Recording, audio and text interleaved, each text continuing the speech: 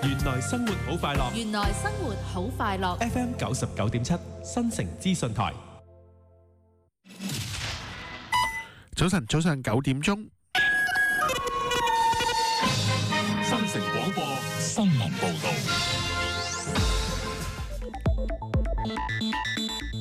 而家由金以文報道新聞。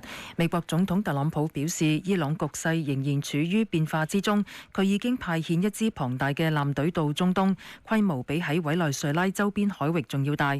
但係佢亦都強調，外交仍然係選項之一，認為伊朗確實希望達成協議。美軍中央司令部喺社交平台公布，林肯號航空母艦戰鬥群正部署到中東。美國傳媒引述美國官員報道，戰鬥群已經進入中央司令部嘅管轄區。如果白宮下令攻擊伊朗，理論上戰鬥群可以喺1、2日內就能夠發起軍事行動。